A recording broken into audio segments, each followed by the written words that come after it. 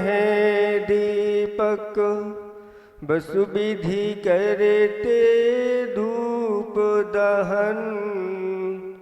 ध्यान सुफल है अर्घ समाधि, मुनिवर तुमको नित्य नमन। अनर्घ पद को पाने गुरुवर, मेरा अर्घ समर्पित है। एक जीवन क्या सौ सौ जीवन, गुरुवर तुम्हें समर्पित है। ऋषिवर तुम्हें समर्पित है।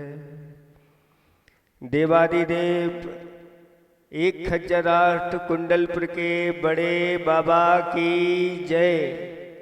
देवादिदेव 1008 खुरई के बड़े बाबा की जय। परम पूज्य 108 आचार्य प्रवर गुरुवर श्री विद्यासागर जी महामुनिराज की जय। 3 कम 9 करोड़ मुनिराजों की।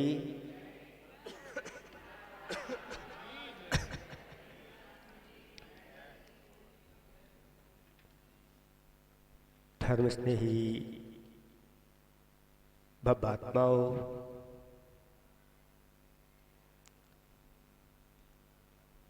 लगभग 9-10 दिन हो गए हैं और उसके बाद हम यहाँ मंच पर आए हैं और जो भावना लेकर के बड़े बाबा के पास ये 8 दिन आष्टानक के हैं। गर्मी इस बार जल्दी आ गई है और प्रभु आपकी महिमा तो बड़े बाबा की सर्वोपरि है। ये हमारे जो व्रत हैं सानंद और निर्विघ्न संपन्न हो जाएं। और ये 8 दिन कैसे निकल गए पता नहीं चला, गला भी सूखा तक नहीं। कंठ में से झड़ता रहा क्या, बड़े बाबा की कृपा झड़ती रही और बेला के ऊपर बेला किया, लेकिन कंठ सूखा नहीं। ये बड़े बाबा की कृपा है। एक कार्य संपन्न हो गया। दूसरा, शुरुआत में विधान की घोषणा यहाँ से कर दी गई थी और ये सोच रहे थे यहाँ बड़ा उत्साह होगा। उन लोगों ने सारी तैयारी कर ली होगी, लोगों ने सबने मानसिकता अच्छी बना ली होगी, लेकिन यहाँ लोगों ने तैयारी तो बहुत अच्छी कर ली है, इसमें किसी प्रकार की कोई संशय नहीं है। सामग्री की सबकी तैयारी तो है, लेकिन तैयारी मात्र से कार्य अकेला नहीं होगा। जब तक आप लोग यहाँ पर आकर के वो विशुद्धि नहीं बढ़ाओगे जो हम चाहते हैं, तो हमारे लिए जो गुरुदेव की आज्ञा है वो आप लोग इस बार फिर परीक्षा में फेल हो जाओगे। अभी ये समय परीक्षाओं का चल रहा है और आप लोगों को परीक्षा देना है। अब वो देखते हैं कि आप लोग कितने नंबर लाते हैं, पास होते हैं कि फेल होते हैं कि फर्स्ट डिवीज़न आती है। ये तो बाद में इसका, क्योंकि पहले परीक्षा दी जाती है, रिजल्ट बाद में आते हैं। आप लोग घबरा रहे हैं, सुनने में आया है कि लोग डर रहे हैं। एक हाइको है हवा हवाई, हवा हवाई भय का भूत क्या है बोलो। हवा हवाई भय का भूत क्या है बोलो? दवाई। भय का भूत क्या है बोलो? दवाई। भय के भूत की कोई दवाई है? कहते हैं शक की कोई दवा नहीं होती और विश्वास से बढ़कर कोई चीज नहीं होती। कहा है कि पंखों में अगर उड़ान है तो आसमान तुमसे दूर नहीं है। पंखों में अगर उड़ान है, आसमान तुमसे दूर नहीं है। और अगर हृदय में करुणा है तो धर्म तुमसे दूर नहीं है। उच्चासन पर बैठकर के गुरु ने यही गीत गाया। उच्चासन पर बैठकर के गुरु ने यही गीत गाया। श्रद्धा में अगर जान है तो भगवान तुमसे दूर नहीं है। हमें अपनी श्रद्धा को बलवती बनाना है। जैसे अभी भैया जी ने बताया कि कल वहां पर 5,000 से ऊपर के लोगों की भीड़ हुई। यहां से भी गए थे साक्षी। ऐसे नहीं भैया कोई ऐसे फेंक रहे हो सारी। और ये बिना प्रचार प्रसार के वहां हुई। अगर उसका जैसा प्रचार प्रसार होता तो वहां पर लाखों लोग इकट्ठे हो जाते, कोई किसी को रोक नहीं सकता। क्योंकि श्रद्धा ऐसी होती है, चाहे शासन हो चाहे प्रशासन हो, श्रद्धा के आगे सबको झुकना पड़ता है। और जब वहां की महिमा बताई कि एक व्यक्ति की उदारता देखो, एक व्यक्ति ने पूरा सिद्ध चक्र करवाया, वो पूरी समाज उसमें शामिल हुई, पुण्यार्जक बना। 40 लाख रुपए खर्च करके सिद्ध चक्र विधान का पुण्यार्जक बना। कैसा उसका हृदय विशाल, कैसी उदारता उसकी होगी, तभी जाकर के लोगों का इस प्रकार से आनंद उमड़ा। और जब उस सिद्ध चक्र का अतिशय हुआ, सिद्ध चक्र की महिमा आप लोग विदित है और निरंतर सबके हृदय में वो सिद्ध चक्र विराजमान है। और ये विधान चलते रहते हैं। लोगों को अनेक प्रकार के रोग होते हैं तो सिद्ध चक्र की विधान करते हैं, उन रोगों को दूर। कई ऐसे बीमार व्यक्ति हमारे पास आए, महाराज जी हम नहीं बैठ पाएंगे, ऐसी स्थिति में बैठ, एक बार तो बैठ, सिद्ध चक्र में बैठ, सारे रोग दूर तेरे हो जाएंगे, कोई समस्या नहीं आएगी।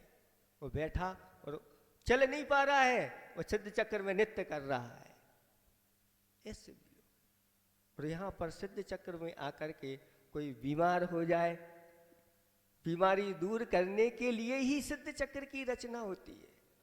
मैना सुंदरी ने उसकी अंदर की प्रबल भावना, श्रद्धा, सम्यक दृष्टि की। कहते एक सम्यक दृष्टि अगर खड़ा हो जाए तो देवों को आकर के नतमस्तक होना पड़ता है। और 700 कोड़ियों को गंधोदक के माध्यम से सिद्ध चक्र की, गंधोदक का सिद्ध चक्र का अभिषेक, शांति धारा का महत्व अपने आप में अनूठा है। उसके बारे में कौन क्या कर सकता है, उसकी महिमा को मुख से वर्णन नहीं कर सकते। ऐसा ये विधान आप लोग यहाँ पर करने जा रहे हैं। इधर उधर की बातें आप लोगों को नहीं सुनना, गुरुदेव को याद रखना, अपने बड़े बाबा को याद रखना, और ये बाहुबली भगवान अतिशयकारी हैं, इनको देखना। सब काम सहज ही हो जाएंगे, इसमें किसी प्रकार का कोई संशय नहीं करना। आप लोग आज इस समय चल रहा है होली का, और ये होली जो होती है ये क्यों मनाई जाती है?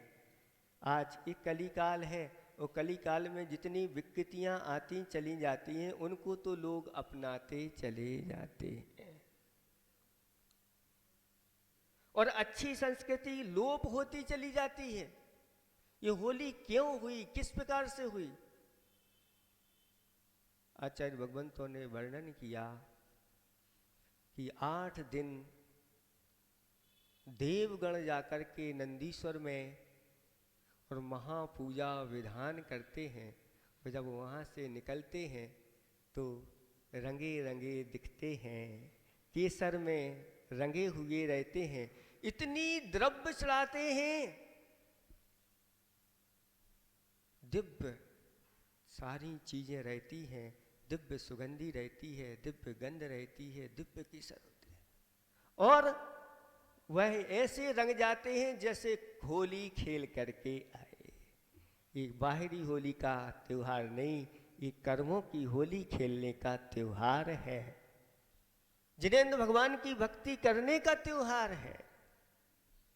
और जब भक्ति करते हैं तो लोग उत्साह मनाते हैं, और उत्साह में एक दूसरे को तिलक बंधन करते हैं, केसर आदि से तिलक बंधन करते हैं। जब इस प्रकार के कार्य अष्टांगिक में होते हैं और जब वह भगवान की शोभा यात्रा निकलती है, तब लोग धीरे धीरे करके उसको, तिलक बंधन हुआ लेकिन तिलक के साथ साथ छिड़कना भी चालू होगा, और छिड़कने के साथ साथ फिर अच्छे से ऊपर डालना चालू हुआ, और डालते डालते फिर विकृतियाँ ऐसी आ गई कि लोगों ने कीचड़ भी उठा उठा करके, ये धार्मिक अनुष्ठान में हुआ, लेकिन इसको आज लोगों ने लौकिकता में ले लिया, और लौकिकता में लेकर के उससे निरंतर पाप का बंध करने लग गए। हमारे अंदर विवेक जागृत होना चाहिए। ये विवेक जब तक जागृत नहीं होगा तब तक हम अपने कर्मों को काट नहीं सकते। होली के बारे में किसी ने पंक्तियां लिखी हैं ज्ञान गुलाल पास नहीं श्रद्धा, रंग न समता रोली है, नहीं प्रेम पिचकारी करो में, केसर शांति न घोली है, स्यादबादी सुमृदंग बजे नहीं, नाही मधुरस बोली है,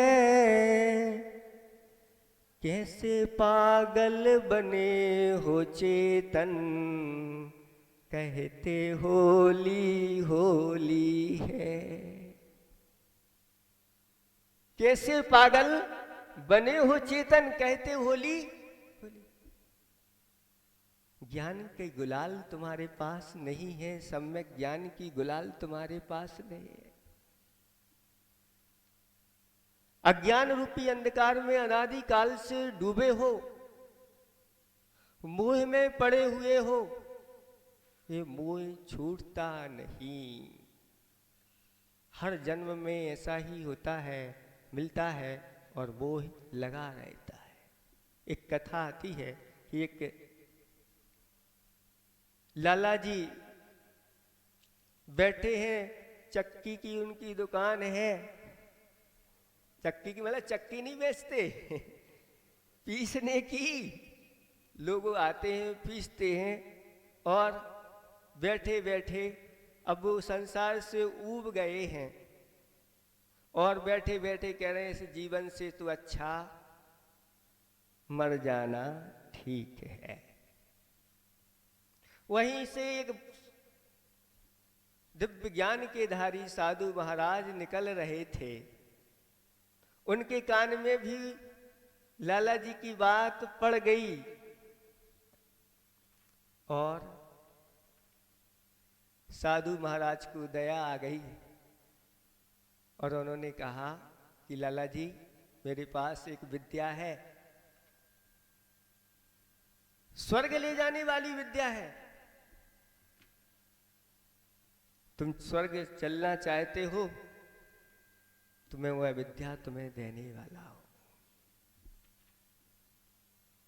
साधुओं के पास ऐसी विद्या होती है, स्वर्ग क्या मोक्ष को देने वाली विद्या भी उनके पास होती है। जब ऐसी बात महाराज ने कही तो कहते हैं स्वर्ग तो चाहते हैं, किंतु इतनी उम्र हो गई है संतान हुई नहीं है। कम से कम संतान का मुख तो मैं देख लूं। आप तो पहुंचे हुए साधु हैं, आशीर्वाद आपका फलीभूत होगा। बस आप इतना आशीर्वाद दो जैसी संतान होगी और मैं वह विद्या लेकर के स्वर्ग जाऊंगा। महाराज ने धर्म विद्धि का आशीर्वाद दिया और आगे बढ़ गए। और महाराज का आशीर्वाद लग गया कि 2 संतान उनके यहाँ हो गई। कुछ समय बाद फिर वही महाराज आए और कहा अब तो संतान हो गई है, अब तो चलो तुम्हारे लिए वह विद्या देता हूँ। कहते हैं महाराज अभी वह संतान छोटी है, योग्य बन जाने दो। कौन संभालेगा? तो महाराज ने कहा चलो ठीक, कोई बात नहीं, थोड़े समय बाद फिर आ जाएंगे। कुछ समय बाद आए महाराज और पूछा कि वो लाला जी कहाँ हैं? तो वहाँ के घर वालों ने कहा वह तो चले गए। चूंकि साधु महाराज दिव्य ज्ञान के धारी थे और जाना कि कहाँ गए लाला जी, और दिव्य ज्ञान लगाया तो वही दरवाजे के पास में सार में एक बैल बंधा हुआ था और लाला जी बैल की पर्याय में आ गए।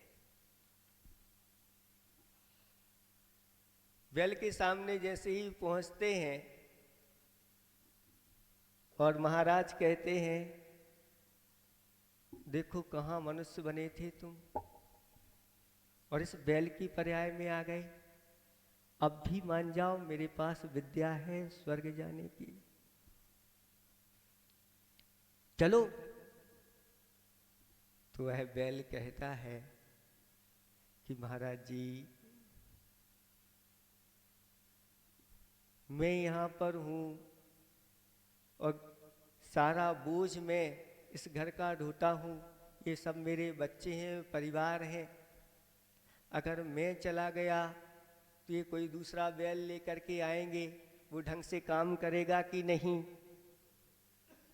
मैं पूरी जिम्मेदारी से कम इनका बोझ तो उठाता हूँ, अभी नहीं, कुछ समय बाद आना। महाराज फिर चले गए, द्वारा आए तो वहां पर बैल नहीं था। दिव्य ज्ञान से जाना तो देखा कि सामने एक कुत्ता बैठा हुआ है। बैल मर करके कुत्ता की पर्याय में उत्पन्न हो गया। और साधु महाराज ने कहा कि क्या हो गया, ये बैल से तुम कुत्ता बन गए और तुम्हारा पतन हो गया, अब तो चलो। वह कहता है घर पे मेरे पुत्र नहीं हैं, बहू आदि हैं, उनकी रक्षा कौन करेगा? आभूषण आदि है, कोई चोर आ जाएगा तो कौन देखेगा उनको? इसलिए अभी मैं नहीं जाऊंगा, फिर आना। ऐसे करके कुछ समय बीता और फिर पुनः साधु का आना हुआ और देखा कि कुत्ता भी वहां पर नहीं है। आखिर लाला जी गए कहाँ? दिव्य ज्ञान से देखा वहीं नाली में एक मेढक बैठा हुआ था। उसको देख करके साधु महाराज के अंदर बड़ी विचित्रता, दया आ गई और कहा कि अब कहाँ तुम नाली के कीड़े बन गए हो? ऐसी तुम्हारी दशा हो गई है, अब तो सब हो गया है, बड़े भी हो गए हैं, पुत्र शादी विवाह सब हो गया है और उनके बेटे भी हो गए हैं, अब तो चलो। तो वह कहता है यहाँ पर मैं बैठा हुआ हूँ और नाती आते हैं, उनको देख करके मैं प्रसन्न हो लेता हूँ।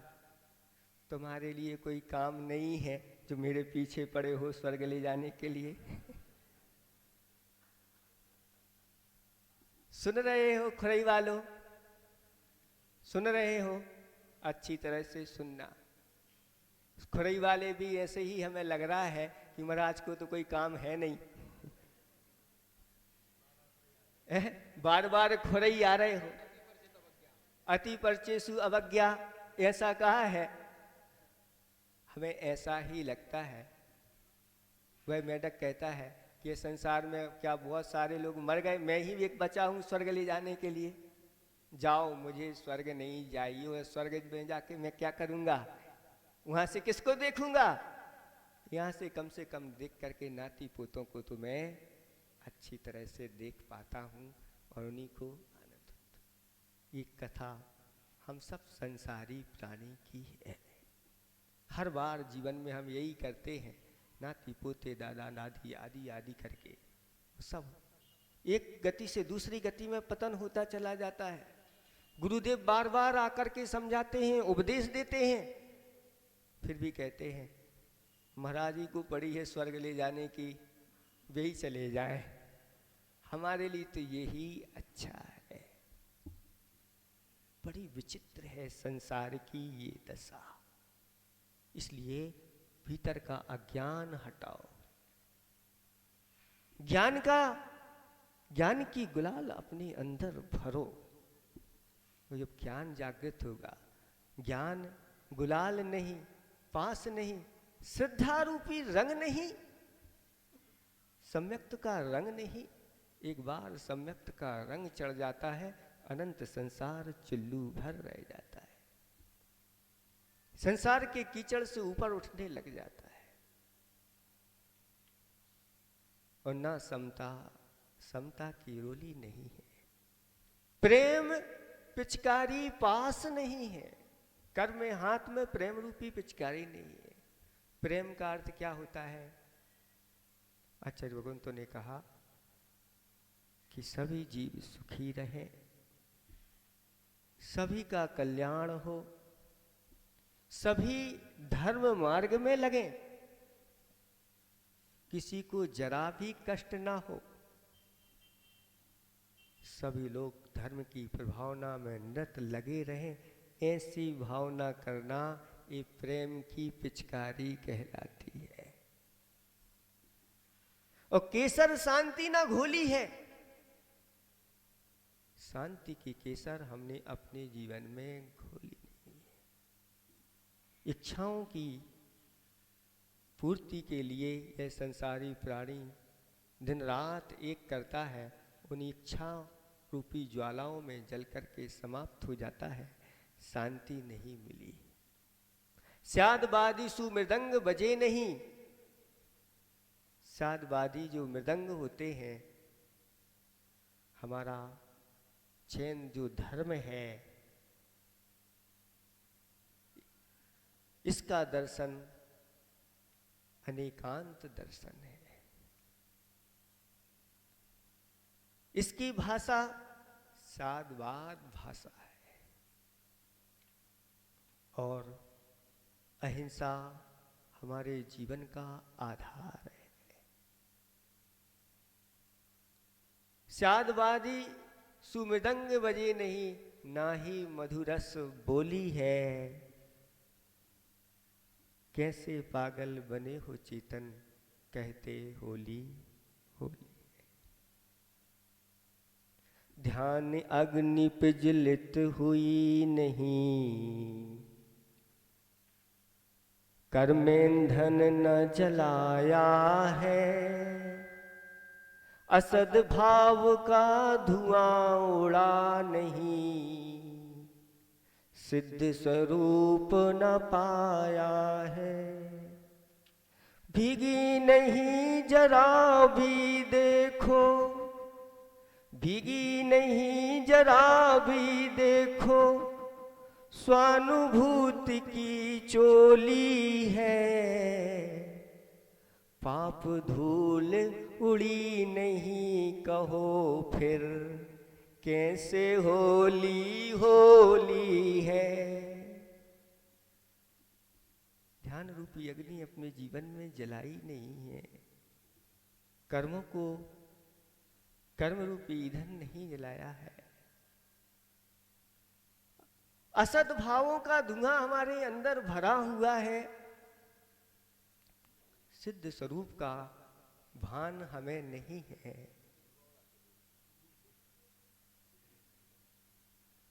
और स्वानुभूति क्या होती है इसकी ओर अगर हम नहीं जाते हैं और पाप निरंतर बांधते चले जा रहे हो, पाप की धूली अगर उड़ाई नहीं है, तो बंधुओं बताओ कैसे होली होली है,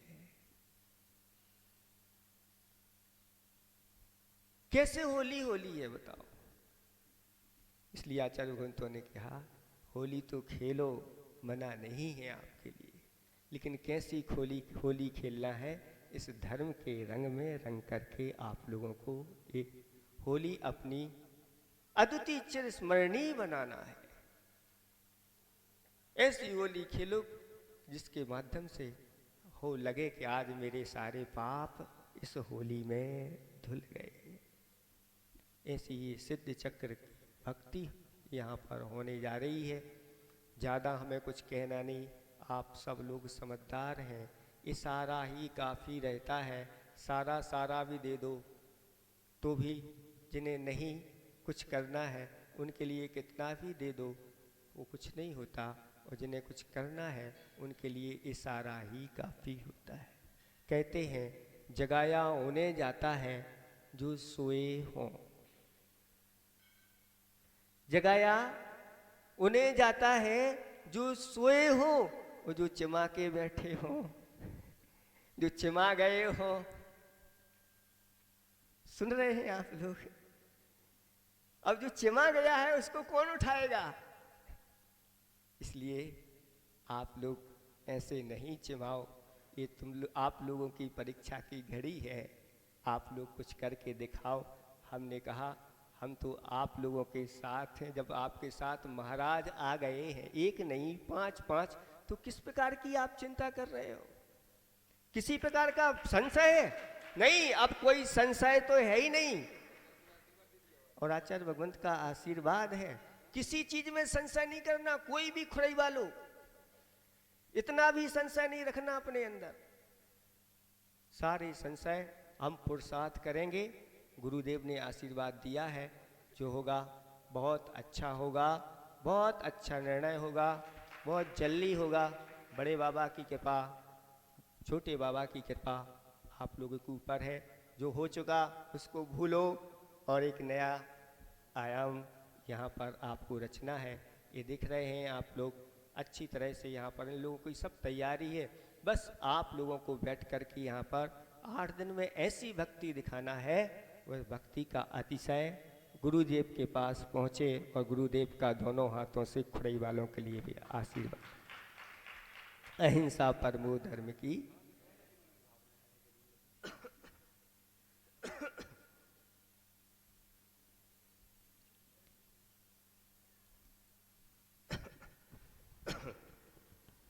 जय बोले पूज्य